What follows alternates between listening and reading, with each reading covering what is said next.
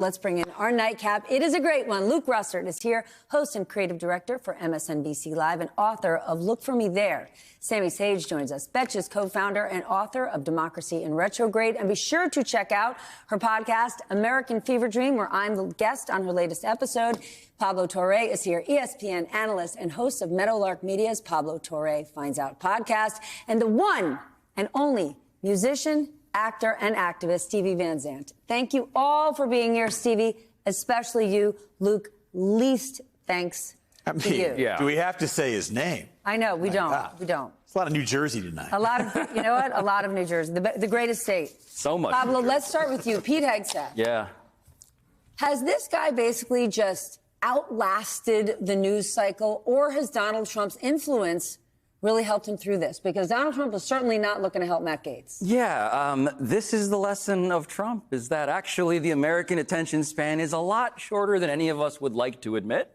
And what's funny also, of course, is that, like, you can throw out everything, letters from family members, letters we're still waiting on from family members. We can throw out testimony and lawsuits and all of that. And I mean, actually throw it out because, yeah, Steph, we know it's about a couple of senators who have to straighten their spine and say that actually we're playing a game that's different from the one Donald Trump wants us to play, while also Pete Hegseth, in specific, is serving as a bit of a meat shield for the other nominees that we have heard about. Because, of course, shield. A meat shield, a heat shield. I prefer the meat shield. But, Stevie, yeah. What is your take on Donald Trump being named Time Person of the Year? Well, I think he earned it, frankly. You know, I don't know what the odds were, but they had to be pretty high, you know, at some point. And I think he was very clever on how he went about getting this done, you know. Now, the Democratic Party helped, of course. They did all they could to help, let's face it. But, you know, I think nobody thought he could get back into the White House a second time after the first debacle, but he proved everybody wrong. And I'm sorry, but that's the biggest upset of the year, I think. I feel like people might be trying to fluff his ego a little bit, just to make, maybe in the hopes that he'll go a little bit easier on the public. But hold on a minute. Is Time Magazine looking to fluff his ego? Why not? But, I mean, look, I don't necessarily think Time Person of the Year has to be the best person or even a good person. They did name Hitler Time Person of the Year once. But I think who had the year of note? Yes, exactly. And what I think is happening here is a reflection of what we're seeing with these CEOs. For example, you know, you saw Mark Zuckerberg put in $1 million to his inauguration. Then you see Jeff Bezos doing it. And at some point, it's actually doesn't feel like a gift. It's not altruistic. That is an ante that they're putting in. And honestly, like, could they bend the knee any harder? I don't know. But are we putting CEOs, and I'm not defending them, in the correct at the end of the day, a CEO is a pragmatist, right? They're not based on principle. They've never donated to inauguration. Pardon me? They've never donated to an inauguration before, though. CEOs have in the past. Different business leaders, different businesses have definitely given to inaugurations in the past. Mark Zuckerberg has said he wasn't going to. Clearly, he changed his tune. And right now, a lot of people are angry that sort of CEOs and business leaders are bending to Donald Trump. And I get that. But at the same time, it's not necessarily how they feel about him personally. They need to make sure their business is running. They need to make sure their customers are showing up. And they know the kind of guy who's about to be in the White House. And they know what it's like, or they've seen what it's like to be Bob Iger and Disney on the wrong side of the president. And they're basically saying, I don't want to do that. Yeah, they're pragmatic, but look at Mark Zuckerberg. I mean, here's somebody in 2015 who said, I want to work to solve immigration reform. Donald Trump has said he should go to jail. And now he's like, well, hey, you know what? I want to give you a little bit of money for this inauguration, and let's see where we can come together here. It'd be really interesting to see what this administration does with big tech. I think that could be some similarity between the end of Biden and the beginning of Trump on breaking up the big tech monopolies, but we'll see if it actually happens. But let's look at this on a macro level. This cabinet, this is the billionaire boys club. I mean, these guys, they want to get in on this because there's a good chance the gravy train is going to benefit them So hop on board. I mean, this is a plutocracy, oligarchy, whatever you want to use. This is a lot of money at stake, and these corporations, they're not dumb. I agree with you. They want to hop on this. There's a seat for them. This train. Here's the thing with Donald Trump's cabinet picks, some of the people for the biggest roles. It's not that because you're wealthy, you can't have the job. Think about some of the things they're trying to get rid of, right? Yes. If we get rid of the FDIC, you could lose your life savings. If we did not have Obamacare, millions of people could lose health care. If we didn't have the poll, if we didn't have vaccines, people could be dead. If we didn't have fluoride, the teeth in your head could fall out. Is the issue with the people he's chosen that they've never been at risk. They don't know what it's like to potentially lose everything. So you're putting them in roles where they're looking to care for the masses, and they don't actually know what that entails. Yeah, they're motivated by self-interest, which is financially, I think, discernible. But it's also just the entire campaign again. It's the idea of, okay, these institutions, you should not trust them because they are corrupt, and because these are unelected bureaucrats, and because they don't have your interest at heart. Meanwhile, Kash Patel, let's just keep this clear too, the dude was selling supplements about COVID-19 vaccine detoxification. He was, in fact, palling around with QAnon in very documented ways. He is telling you these things, the FBI itself is corrupt, so help me clean it up. Meanwhile, every signal he is giving, if you just read the actual text, is saying, my main motivation here is, in fact, self-interest.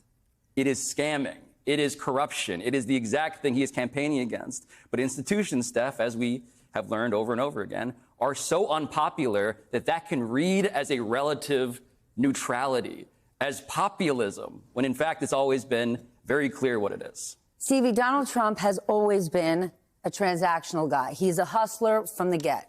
Here we are, Trump 2.0. He's now surrounded by people saying, hey, we're about to get in on the hustle too. I'd like to make a quick buck. How concerned are you? This is what the American people voted for, okay? They knew what they were getting. There were no surprises. I mean, there's no surprises here, all right? Why did they vote for this then? Well, and the Time magazine thing is not just Donald Trump, but it's winning the House and Senate and popular vote. I mean, this is a dominant victory, you know, and everything that goes with it. And how interesting is it that this guy could not be more openly corrupt, right? I mean, he's a felon. Yes. Right? I mean, we know that, right? But the Democratic Party didn't seem to put up much of a fight, you know? I mean, how does a former AG, a former attorney general, a former district attorney lose to a convicted felon?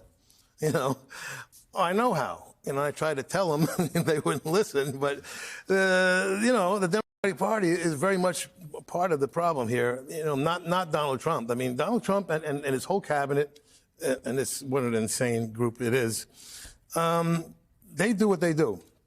You know, I mean, you can't tell bad guys not to be bad guys, in other words. Okay? You know, it's the good guys not doing their job is my problem. You know, it's the DNC that's my problem, you know, not the Republicans.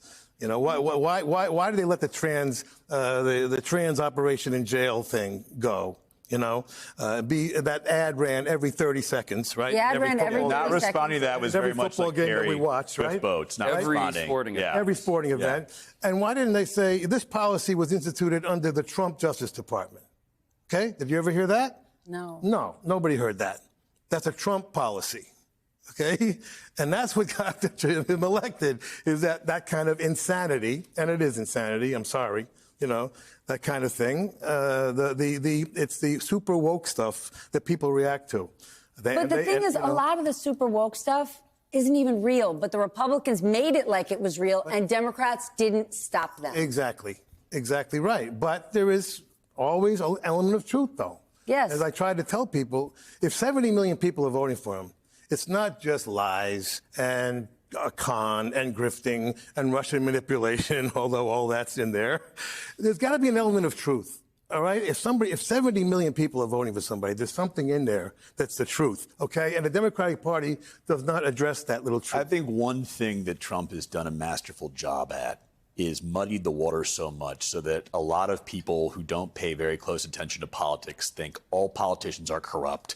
This guy's, of course, going to be on the take. But you know what? He's shaking it up. He's fighting. He's making all those bastards who I don't like uncomfortable, and that's a good thing.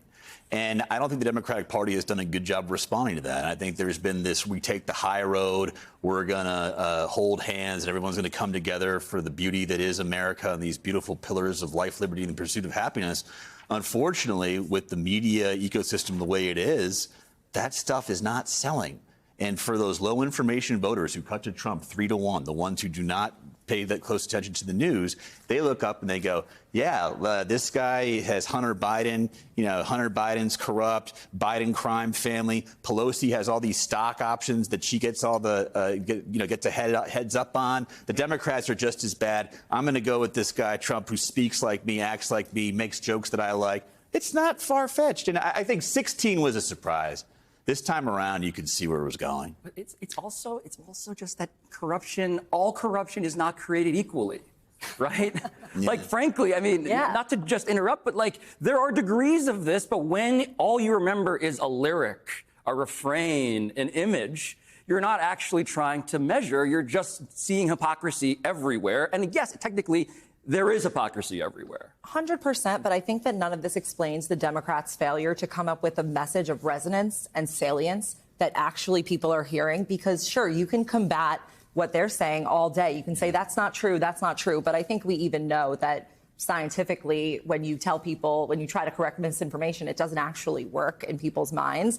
But I think that if they had come with a new message, something more connective and understanding. But I think that, in all the postmortems of this campaign, I think what we see is that they did not do that. And I don't think they even now understand how and why. And to the full extent, they fail to do that. Okay, hold on. New topic. Because there's something else I really want us to cover, because there has been huge reaction in the last week, right? We saw Daniel Penny, his acquittal. And at the same time, and a very, very, very different situation, but Luigi Mangione, the man who's now accused of the murder of the United Healthcare CEO. Two very different situations, but in both situations, there's a person dead. And reactions that we are seeing are hugely celebratory in some circles, right? J.D. Vance is taking Daniel Penny to the Army-Navy football game tomorrow. And what we've seen in the last few years, right, we see the media divide us. We see that, sex sells, but anger and hate sells even more. How concerned should we be, though, that the American people, groups of the American people, are celebrating violence? Like, violence, that's the solution. That's what everyone should be doing these days. How concerned are you that this is where we are in this celebratory mode? Very concerned. And of course, our hearts go out to the family, the Neely family. And nobody should die in these situations. But I hope it starts to emphasize the trouble we're having with the mental health, ignoring the mental health problems, in not only in our city, which is considerable, but in our country. Part of the issue is people feel ignored, right? Either it's they're feeling ignored and their issues aren't being addressed. Life is unfair. They're being ignored. They can't cover their bills. They can't. Look at all the people that have gotten behind Luigi Mangione saying, my life is unfair. And no one's condoning violence, but there's something happening among the American people that are saying, I'm not being heard. Things aren't safe or okay for me. Let's tear up the script and do something different. Yeah. Do the politicians have a sense of what actually matters to people? In everyday life, this is the thing that Trump fundamentally ran against and ran on, that message. And look, the United Healthcare CEO being murdered in broad daylight like that. I mean, look. 2 blocks from here. 2 blocks from here. You can acknowledge, Luke, that that healthcare in America is one of the great humiliations of American society. But that's not a reason to murder. No, but and at the same time, I think it's humorless and our duty to say, this is a line that we need to be very clear about to never cross. That's what makes a free society. But we're not being clear about that line, and people are saying an eye for an eye. Well, what happens to society when we get there? I think this country, of which there are more guns than people, it's a scary time. I do think, though, we do have a history of violence in this country. I was going through notes today, and I was reminded of the name Leon Czolgosz, an anarchist who killed President William McKinley in Buffalo, New York. I was reminded of the name Eric Robert Rudolph. Do you remember him, the Olympic bomber, who also bombed a gay and lesbian bar, who also bombed abortion clinics? There were signs in Appalachia that said, "Run, Eric, run." So there's been an appetite for violence in our country throughout our history, especially the politics. I think that what makes it so different now is it's magnified. The media monetizes and celebrates. Correct. And it's also the fringe is now become part of the mainstream media because of the podcasting, because of everybody having a voice at the table. There's no filter anymore. So I actually think someone like Eric Robert Rudolph would probably be celebrated more today if he had carried out those acts in the current contemporary times with social media around. And the same thing for President McKinley's assassination in the early 1900s. But let me tell you a quick story. I walked over here and I walked by the Hilton, and people were taking selfies in front of the murder site, doing the peace sign. Now, what does that say about our society? Nothing good. It's not good. And what freaks me out is you always have the copycats, but it also speaks to this moral decay where people online with a lot of anonymity immediately go to these almost primordial instincts of bad person, okay for them to kill, good person defend, and there's no nuance. There's no thinking of family. There's no thinking of faith. There's no thinking of we are trying to create this multicultural democracy, and if people start getting offed, we might as well go to some very dark places around the world. And Sammy, others would say, well, what about the families who lost a family member? What about the families who've been treated so badly by the system as they lose their family members? I hear that, but if we get to a place where, again, we are saying, just be done with this person, kill them. Oh, no. I mean, I think what the real issue is that no one feels real to anybody else. Yes. This healthcare CEO does not feel real to any of the people. They don't see him as a human because of his job and because this very corrupt industry and he have benefited from it. And same with Daniel Jordan Neely. That person does not feel real because how is it that this New York City subway tragedy has become a nationalized story in the culture war? Like, you're exploiting this person, and even Daniel Penny, who did bravely defend people in a kind of scary situation.